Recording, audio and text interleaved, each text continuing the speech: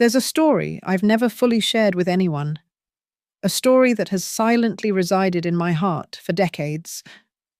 At 76, I, Eleanor, am finally ready to open up. Not to seek pity, but because I believe my experiences might become a light for someone groping in darkness.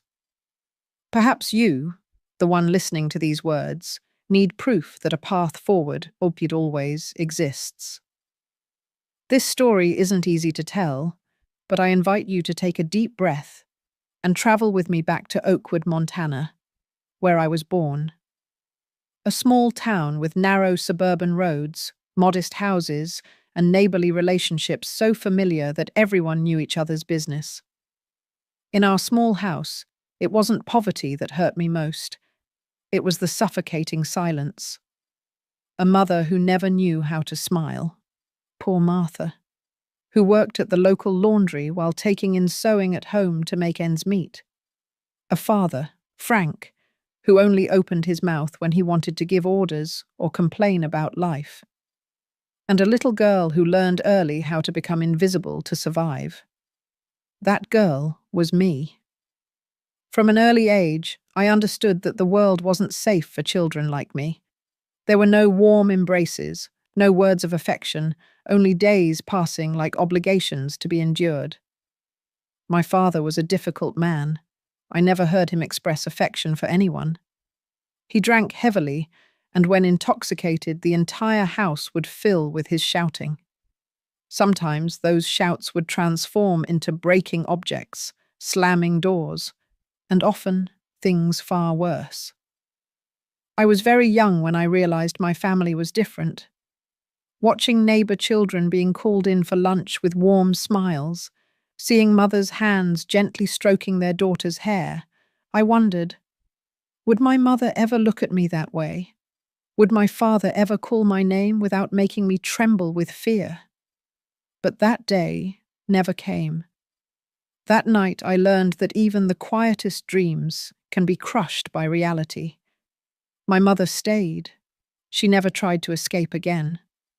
And I began to understand that no one would come to save me, that no one would take me away from there. If I wanted to survive, I would have to learn to fight. But a girl so small doesn't know how to fight. So I did what I could. I learned to endure, and I endured for years. The little Eleanor became a girl who didn't cry, a girl who pretended not to feel, a girl who, even when everything hurt, looked in the mirror and promised herself, one day I'll leave. One day I'll be free. But that day was still far away. Before then, I would have to go through many things, things no child should go through, things that still make me tremble when I remember them. Life continued its course, and I remained in that house that was never a home. Each day was a silent battle, an endurance test. I knew exactly the sound of my father's footsteps when he came home drunk. I could identify by the smell in the air whether that night would be peaceful or if hell would return to settle within those walls. I learned to decipher my mother's looks, which always carried a mixture of sadness and fear. I saw when she wanted to protect me, but I also saw the helplessness in her eyes. She was a prisoner of that life, just like me. The difference was that I still had hope of escaping. The years passed and I grew up, but inside me the small, frightened girl continued to exist. I became a silent, introspective child. I was good at disappearing. If my father was in a bad mood, I would curl up in some corner of the house and become invisible. I learned not to make noise, not to draw attention, because drawing attention meant suffering. It was around the age of 8 that I realized something that would stay with me for the rest of my life. Silence is also a shield. When you don't speak, don't complain, don't cry, no one notices your pain. And when no one notices your pain, it remains yours alone. No one can use it against you. My mother, poor Martha, always seemed tired. Her eyes were always swollen, her face always marked by the weight of a life she never chose. There were nights when she would sit on the edge of my bed in silence. I knew she wanted to say something, perhaps an apology, perhaps a warning, but no words ever came out. It was during this time that I began to dream of escape. I imagined that one day a good person would appear and take me away. Perhaps a neighbor would notice something and help me. Perhaps one day my mother would find the courage to leave and take me with her. But none of this happened. School was a relief for me, a place where I could exist without fear. But I wasn't a girl like the others. While my classmates talked about games, hair ribbons, and sweets they had received from their parents, I just listened. I had no happy stories to tell. I want to pause for a moment. If you feel the love and are still listening to my story, please subscribe and hit the like button on the Grandparents Memories channel to show your support. Thank you so much. And that's how I spent the following years, waiting for the right moment, surviving one day at a time. But life sometimes has its own plans. Because when I thought I had learned everything about pain, something happened that showed me I hadn't yet seen the worst. Life followed its course, slow and relentless. Each day in that house was a repetition of the previous one. I had learned to become invisible, to breathe quietly, to avoid my father's gaze. I knew that any wrong move could trigger a storm. But even when I did everything right, even when I huddled in corners like a ghost, the danger never completely disappeared. Over time, my body began to store memories that my mind wanted to forget. I jumped at the slightest noise. My hands shook when someone spoke loudly near me. I didn't know what it was like to live without fear, because fear was always there, like a shadow that accompanied me everywhere. At school, I was the girl who always stayed at the back of the classroom, not because I didn't like learning. On the contrary, I loved books, stories, everything that transported me to a different world. But I knew that if I drew too much attention, there could be consequences at home. Report cards were a problem. If the grades were bad, my father would yell. If they were too good, he would be suspicious. So I stayed in the middle, smart enough to pass the year, but never brilliant enough for anyone to notice. The only person who seemed to see me was my English teacher, Ms. Walker. She looked at me differently, as if she knew there was something inside me that I hid from the world. One day after class, she called me aside. "Eleanor, do you like to write?" I hesitated. Writing? No one had ever asked me that before. "Yes," I answered quietly. She smiled. "I want you to write something for me. It can be anything, a story, a thought, a dream." That night, while the shouting echoed through the house and my mother cried in the room next door, I wrote. I wrote about a girl who lived locked in a high tower, surrounded by shadows. But this girl had a secret. She knew how to fly. The next morning, I handed the paper to the teacher. She read it in silence and then looked me in the eyes. "You have a voice, Eleanor. Never let anyone take that away from you." I didn't respond. At that moment, I still didn't understand what that meant. But her words stayed with me. Over time, I began to realize that writing was the only place where I could be free. When I wrote, I wasn't a fragile, frightened girl. I was someone strong, someone who could change her own story. But outside of the notebooks, reality continued to be cruel. One night, things took a different turn. I was in the kitchen helping my mother wash the dishes when we heard the front door slam with force. My father had arrived. By the smell in the air, we knew he was drunk. My heart raced. My mother gave me a quick look. a look that said everything. Go to your room now. But before I could leave, he entered the kitchen, his eyes red, his voice slurred. What are you whispering about with that girl? He asked my mother, his voice heavy with suspicion. Nothing, just finishing the dishes, she replied, trying to stay calm. He snorted, looked at me and frowned. And you? What are you always writing in those notebooks, huh? My stomach froze. I never showed my stories to anyone, always hid the notebooks under the mattress. How did he know? Before I could answer, he lunged forward, grabbed the notebook I had left on the table, and began to flip through it with contempt. Nonsense, he muttered. You should learn to do something useful instead of wasting time with this garbage. And then, before my eyes, he tore the pages one by one.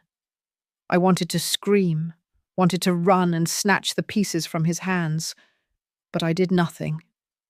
I just stood there, motionless, feeling a piece of me being destroyed along with those papers. My mother tried to intervene. Please, don't do that. He turned to her with anger in his eyes. Don't get involved. It was then that I saw a look in my mother's eyes that I had never seen before. It wasn't fear, it wasn't sadness, it was something different, something dangerous.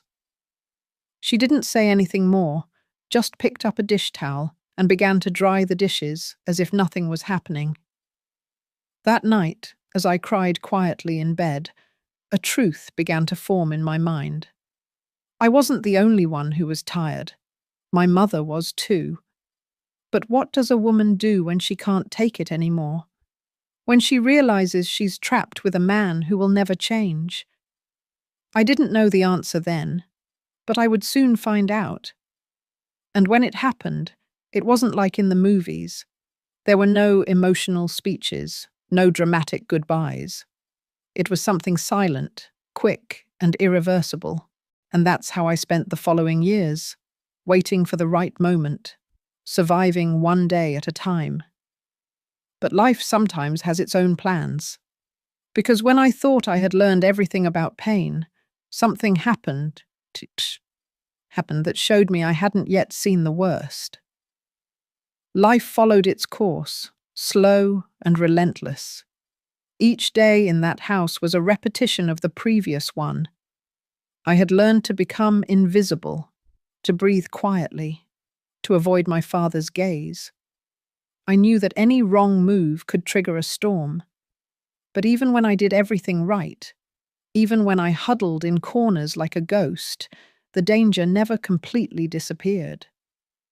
Over time, my body began to store memories that my mind wanted to forget. I jumped at the slightest noise. My hands shook when someone spoke loudly near me.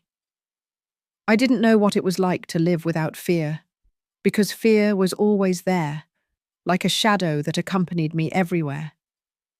At school, I was the girl who always stayed at the back of the classroom, not because I didn't like learning. On the contrary, I loved books, stories, everything that transported me to a different world. But I knew that if I drew too much attention, there could be consequences at home. Report cards were a problem. If the grades were bad, my father would yell. If they were too good, he would be suspicious. So I stayed in the middle, smart enough to pass the year, but never brilliant enough for anyone to notice. The only person who seemed to see me was my English teacher, Ms. Walker. She looked at me differently, as if she knew there was something inside me that I hid from the world. One day after class, she called me aside. "Eleanor, do you like to write?" I hesitated. Writing? No one had ever asked me that before. "Yes," I answered quietly. She smiled. "I want you to write something for me.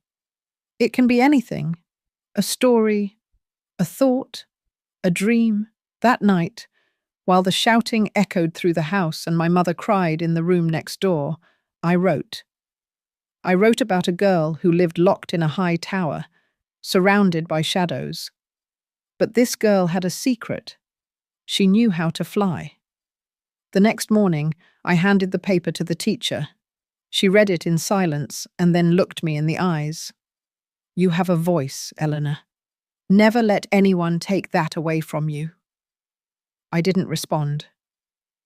At that moment, I still didn't understand what that meant, but her words stayed with me.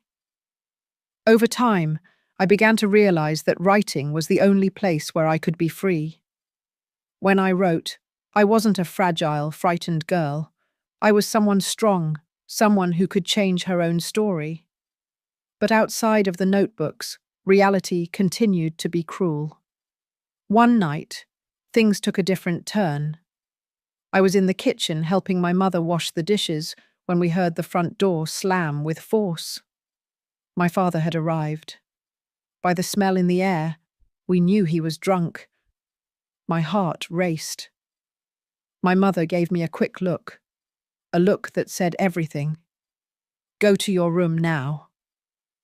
But before I could leave, he entered the kitchen, his eyes red, his voice slurred. "What are you whispering about with that girl?" he asked my mother, his voice heavy with suspicion. "Nothing, just finishing the dishes," she replied, trying to stay calm. He snorted, looked at me and frowned. "And you?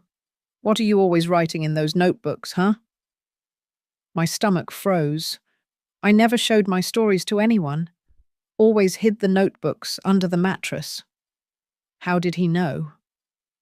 Before I could answer, he lunged forward, grabbed the notebook I had left on the table, and began to flip through it with contempt. "Nonsense," he muttered. "You should learn to do something useful instead of wasting time with this garbage." And then, before my eyes, he tore the pages one by one. I wanted to scream, wanted to run and snatch the pieces from his hands, but I did nothing. I just stood there, motionless, feeling a piece of me being destroyed along with those papers.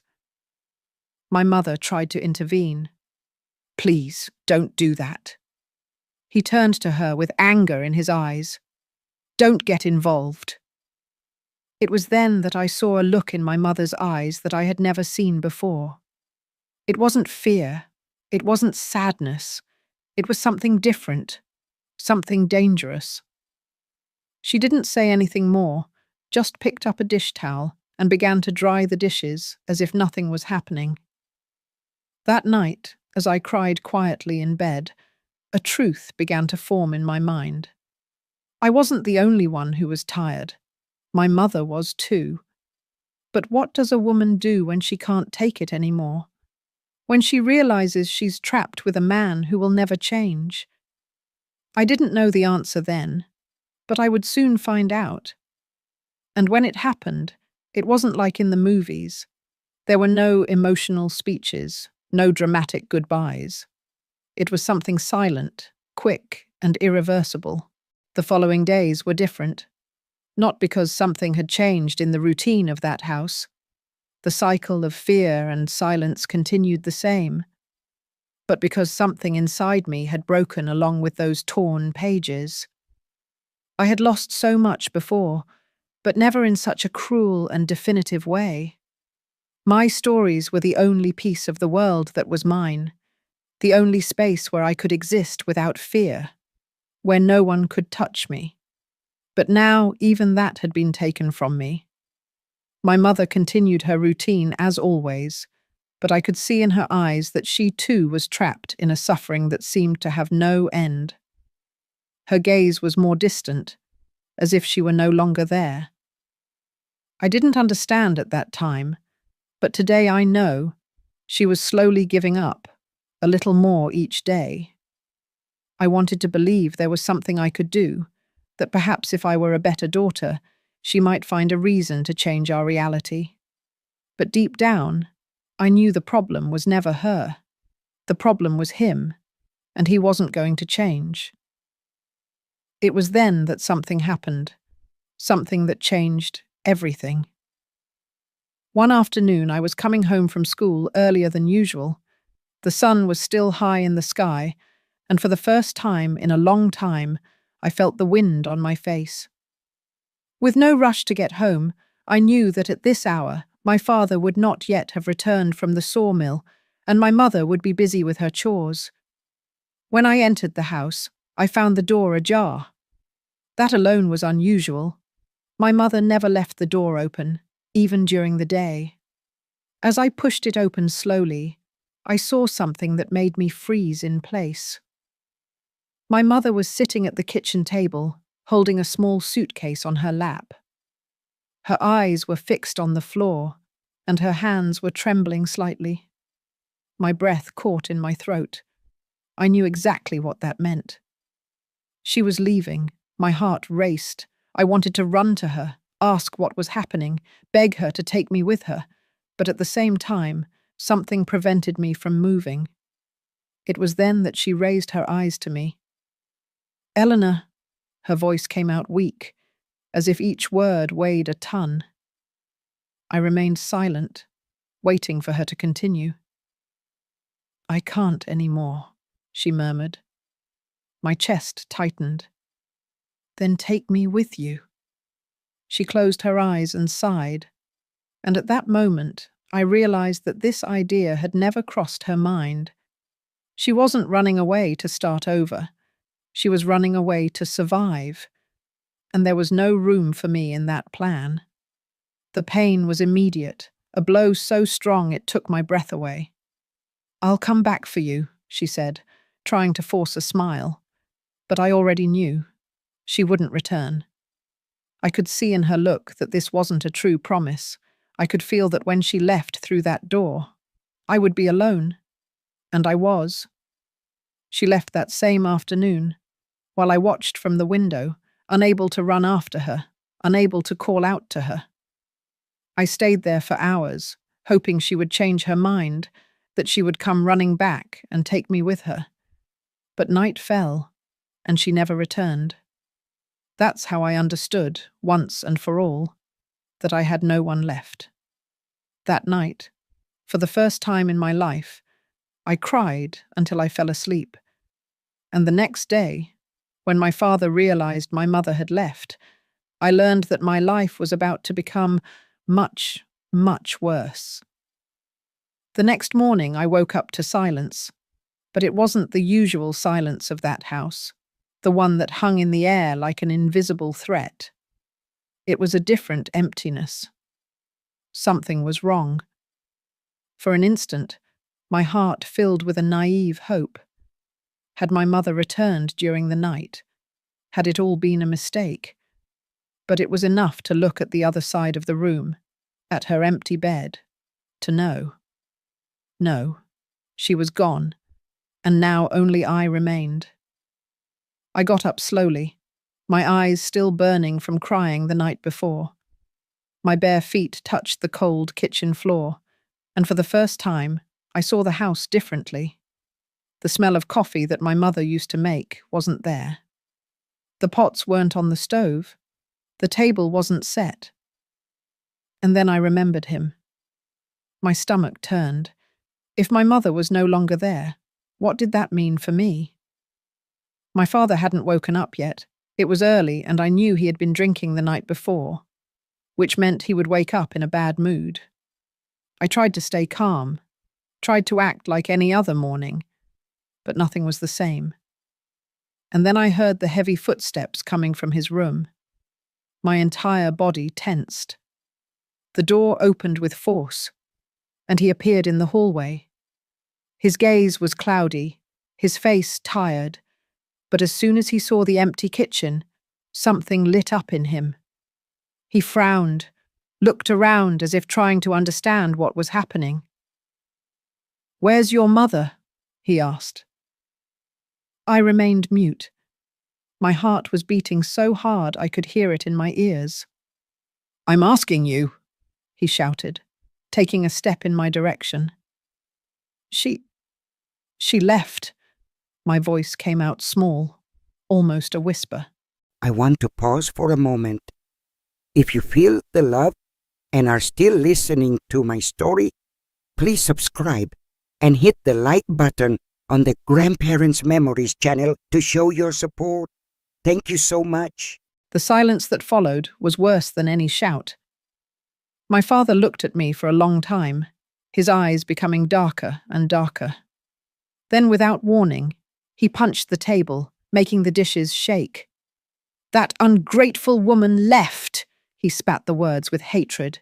"She abandoned us." The words echoed in my head, and for a moment I almost believed them. But then something inside me revolted. She hadn't abandoned us. She had left me behind. But I didn't say anything. I just stood there, waiting for what would come next. And it came. The first slap was so strong that my face burned. I had never been hit like that before. My father had never been an affectionate man, but my mother had somehow always managed to keep him away from me. Now, without her, there was no more protection. I fell to the floor, tasting blood in my mouth. "Don't cry, Eleanor. Don't cry." I got up slowly, keeping my gaze down. I knew that if I looked directly at him, it would only make things worse.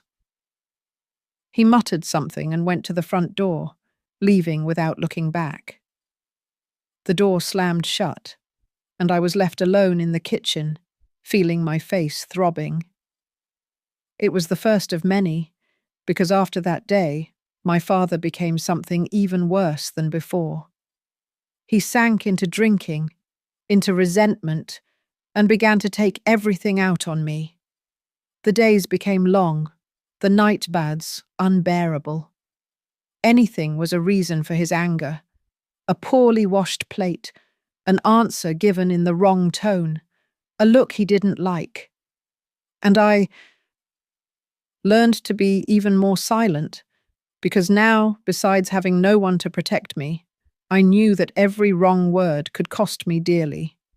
I endured because I had no choice.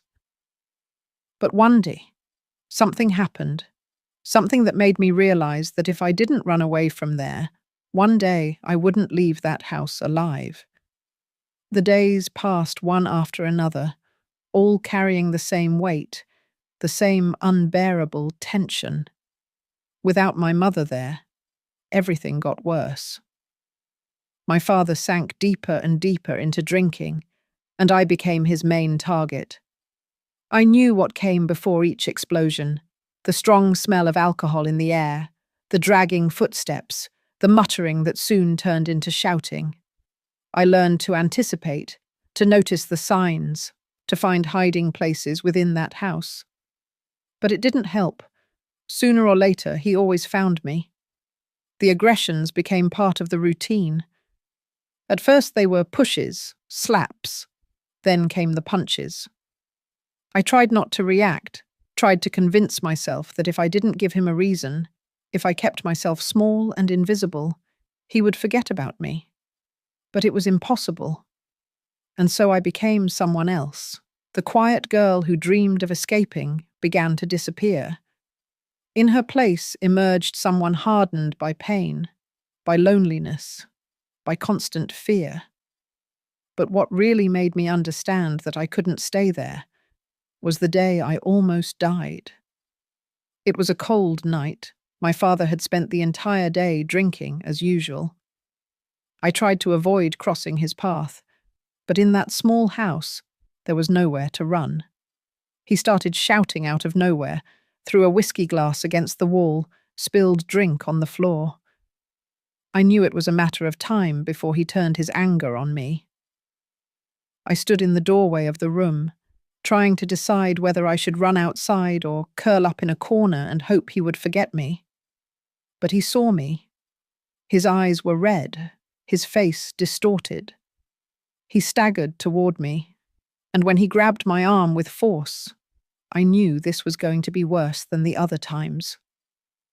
"You think you can look at me like that?" His voice came out slurred, full of venom.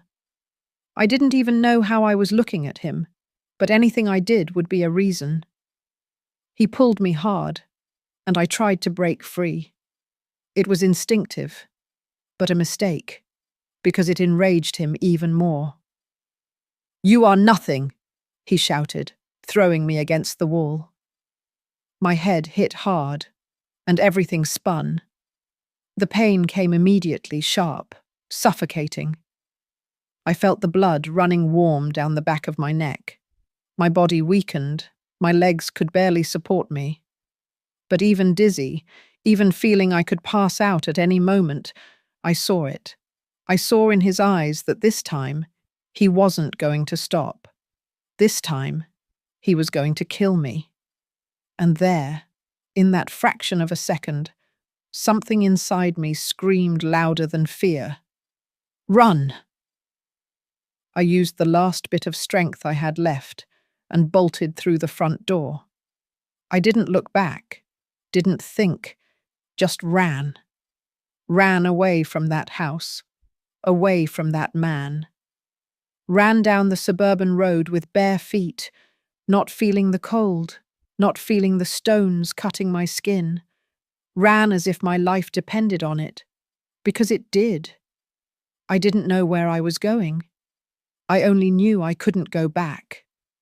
And there, on that dark night, with the wind cutting my face and my heart about to explode in my chest, I finally understood. Either I ran away for good, or I wouldn't survive to tell my story. The suburban road seemed endless.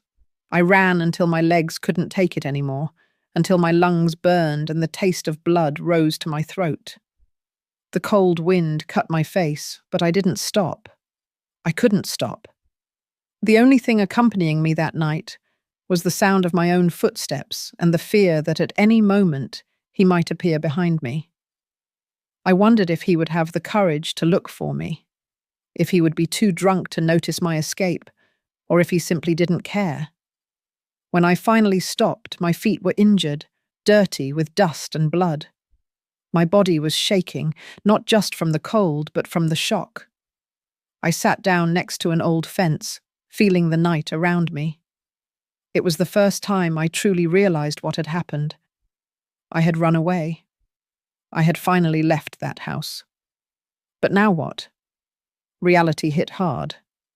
I had no money, nowhere to go, didn't know anyone who could take me in. My mother had disappeared without a trace. I was alone in the world, not knowing what to do. My first instinct was to return to school. It was the only place where I felt a minimum of safety, where at least some people seemed to care. Maybe my English teacher, Ms. Walker, could help me. Maybe someone would see me there and ask what was happening. So I got up and continued walking. It took hours until the first rays of sun appeared on the horizon. Fatigue weighed on me, but adrenaline still kept me on my feet. When I saw the school gates in the distance, something inside me loosened. I hoped that when I entered, someone would look at me and notice, would see me as I really was, a girl running from death. But when I passed through the gates and saw the students arriving like any other day, I realized that for them, nothing had changed. I was just one more person. Ms. Walker was in the courtyard, and something inside me pushed me in her direction. She looked at me, and immediately her face changed. "Eleanor, what happened?" My throat closed. I couldn't answer. She took me by the arm and led me to an empty room, sat me in a chair, looked at the cuts on my feet, at the dried blood on the back of my neck. "Who did this to you?" I wanted to answer, wanted to tell everything, but for so long I had learned not to speak, not to trust, that the words simply wouldn't come out. She didn't insist. "Wait here," she said. She left, and I remained there alone, feeling my body finally give in to fatigue. I should have been scared, but for the first time in a long time, I felt something different. Hope, perhaps. Just maybe my story wouldn't end there. I stayed in that room for what seemed like an eternity. The silence was different from what I knew. It wasn't that heavy silence of my house, full of fear and invisible threats. It was a silence of waiting, of uncertainty. My feet hurt, my head throbbed, and I could barely think straight. I only knew that I had made it this far and now needed to deal with what would come next. When the door opened, Ms. Walker returned, accompanied by a woman I had never seen before. She wore simple clothes, but had a firm and serious look. "Eleanor, this is Mrs. Thompson. She works for Child Protective Services," Ms. Walker said in a calm voice. Child Protective Services. I had heard of it, but never imagined that one day I would have anything to do with it. The woman approached slowly, like someone who knows they can't frighten more than life has already frightened. "Can you tell me what happened?" I looked at my teacher. She nodded, as if to say, "You can trust her." And then, for the first time in my life, I told everything. The words came out broken, low, full of pauses and hesitation, but they came out.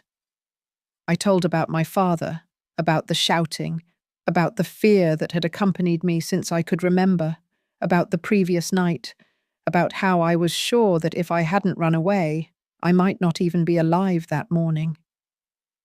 Mrs. Thompson listened without interrupting, without judging.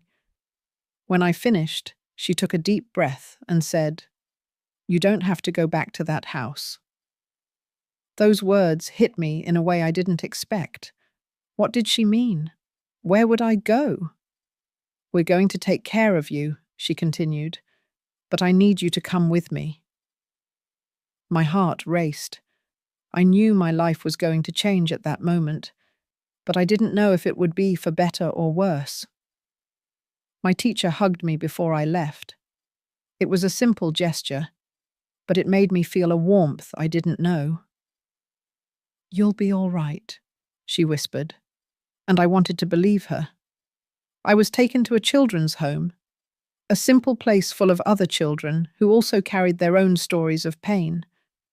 It was strange, but at the same time, I felt less alone there. The days passed slowly. I wondered all the time what would happen to me, where I would go next. Would my mother ever look for me? But no one came. No news of her, no word about my father. It was as if I had disappeared from the world. Then one day, they called me for a conversation. "We've found a family for you." My heart raced. I didn't know if it was fear or hope. But what I didn't imagine was that this new life would bring me challenges I could never have predicted. Being adopted, the idea seemed strange. I had never known another house besides the one in which I grew up, had never lived in another environment, and now they were saying I would have a new family. In the first days at the Oakwood Children's Home, I tried not to create expectations. I saw children arriving and leaving, some happy, others crying, some returning after a while. Nothing seemed permanent there. But then a woman appeared. Her name was Sarah. She had a calm but firm look. She didn't talk much, but when she did, her voice was low and tranquil. I remember the first time she looked me in the eyes. It wasn't a look of pity or curiosity. It was as if she truly saw me. "How are you, Eleanor?" she asked. It had been so long since anyone had asked me that. I took a moment to answer. "I'm fine," I lied. She smiled slightly, as if she knew it wasn't true, but she didn't pressure me. "Would you like to live with me?" The question caught me by surprise, so direct. I didn't know what to answer. I wanted a family, wanted a home, of course. But trusting someone again, that was another story. In the end, I had no choice. A few days later, I packed my few things and was taken to Sarah's house. It was a simple but cozy house, so different from everything I knew. No shouting, no fear. But the fear was still inside me. In the first days, I barely spoke. My movements were calculated, my breathing silent. I expected that at any moment, Sarah would change, would show a dark side like my father did. But that never happened. She treated me with patience, without invading my space. She always asked if I wanted to eat, if I needed anything, but never forced me. One night, I woke up startled from a nightmare. The sensation of my father's slap still burned on my skin, even though he was no longer there. I got out of bed slowly, went to the kitchen to get a glass of water. That's when I saw Sarah sitting on the sofa, reading a book. She looked at me and smiled. "Can't sleep?" I shook my head. She closed the book and patted the space beside her on the sofa lightly. "Want to talk?" I hesitated. For so long I had learned that talking was dangerous. But that night, for the first time, I sat down beside her.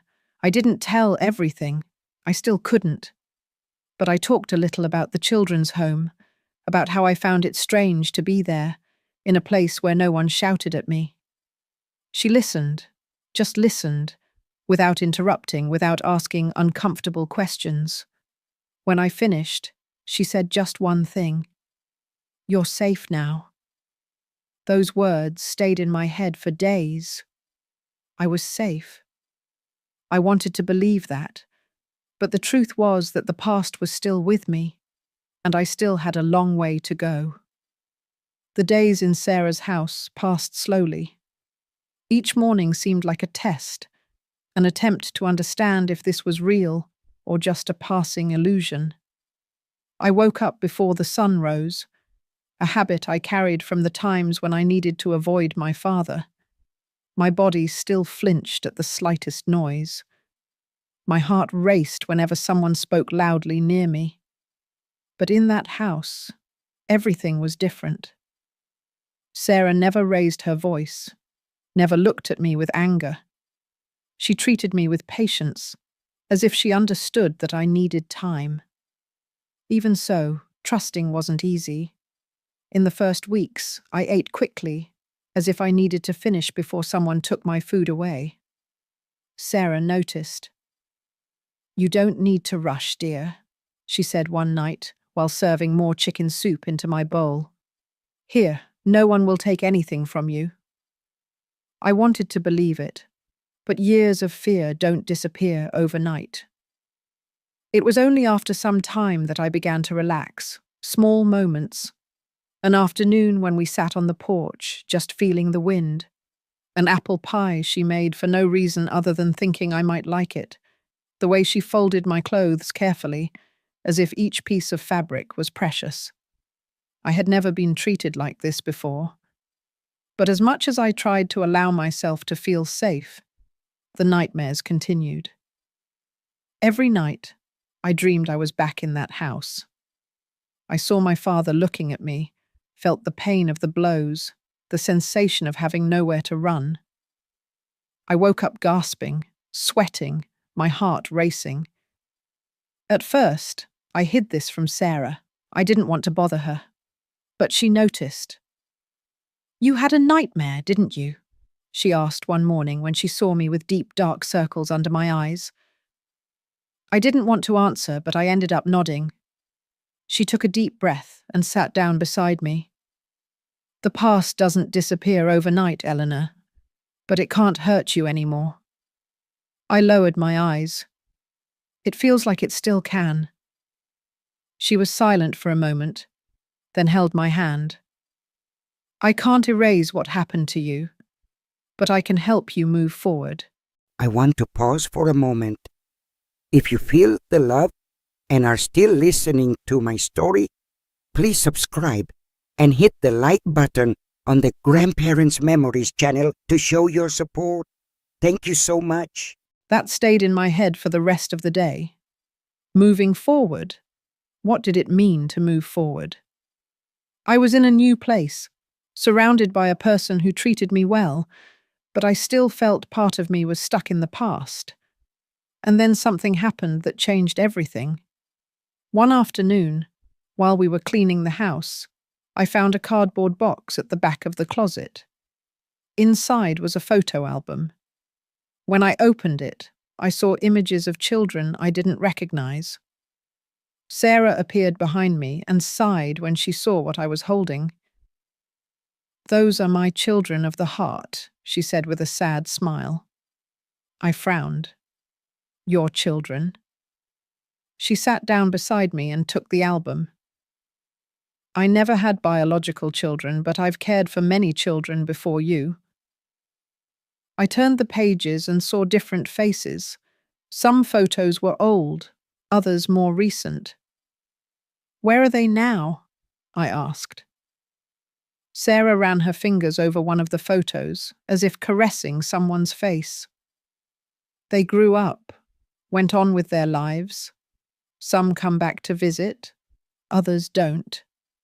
She smiled, but her eyes were full of longing. Each one of them took a little piece of my heart with them. I looked at the photos again, trying to imagine what my life would be like from then on. Would I be just one more among those children? Would I stay there for a while and then leave? "Do you think one day I'll be able to move forward too?" I asked quietly. She placed her hand over mine. "I know you will." I wanted to believe those words, but there was still something inside me that kept me tied to the past. And to truly move forward, I knew I would need to face it once and for all. The days turned into weeks. Gradually, I got used to the routine in that house, to Sarah's gentle gestures, to the fact that no one was going to hurt me there. But truly trusting, that still seemed impossible. Even when Sarah treated me with kindness, my mind told me not to let my guard down. At any moment, everything could change. I still had nightmares, still woke up in the middle of the night smelling the alcohol, hearing the shouts that were no longer there. And then one day, I received news I wasn't expecting. "Your father was arrested." Sarah's words hit me like a punch to the stomach. For an instant, I felt I couldn't breathe. "What?" My voice came out low, almost a whisper. "He was caught in a fight, drunk. The police discovered the complaints against him." I remained silent. My heart was beating fast. I should feel relief, right? But what came first was fear. "Does he know where I am?" I asked. Sarah held my hand. "No, and he will never get near you again." But the wounded part inside me couldn't believe so easily. I had spent my entire life running from him, and now they were telling me I was free. It was hard to accept. In the days that followed, my mind wouldn't stop. I wondered if my mother knew, if she was still alive, if she worried about me. And then a question began to grow inside me. What if I looked for her? I didn't know if I was ready, but I felt that to move forward I needed answers. So I decided I would go after her, and this time I wouldn't run away. I would face my past head on. I couldn't stop thinking about my mother. Did she know my father had been arrested? Did she think about me? Had she somehow also tried to move forward? I needed to know. With Sarah's help, we began to search. It was a long process, full of uncertainties, but one day we received news. My mother was alive and living in a town not too far from there. Looking back at the journey I've traveled, I realize that every challenge I've faced has brought me to this moment. Yes, I endured suffering. Yes, I confronted experiences that no child should ever have to bear. But I persevered. And today, after all these years, I understand that my story isn't merely about pain. It's about resilience, about fresh starts, and most importantly, about never surrendering hope. And that is my story. A narrative of suffering, of fear, but equally one of strength and new beginnings. If you've listened this far, I'm truly grateful to you. Honestly, revisiting all these memories isn't always easy, but if my story can help someone else find their way, then sharing it has been completely worthwhile. Oh, thank you all so much for listening to my story until this moment. I hope that what I shared today is not just a sad story, but also a source of motivation, a reminder that no matter how tough life gets, there is always light at the end of the road. Remember, strength lies within you, and hope is a flame that should never be extinguished. To continue spreading meaningful stories like this, please support the Grandparents Memories channel by subscribing, liking this video, and sharing it with your loved ones. I sincerely thank the founder of Grandparents Memories for giving me the opportunity to share my story. And don't forget to stay tuned for more touching stories on Grandparents Memories. Thank you, and see you again.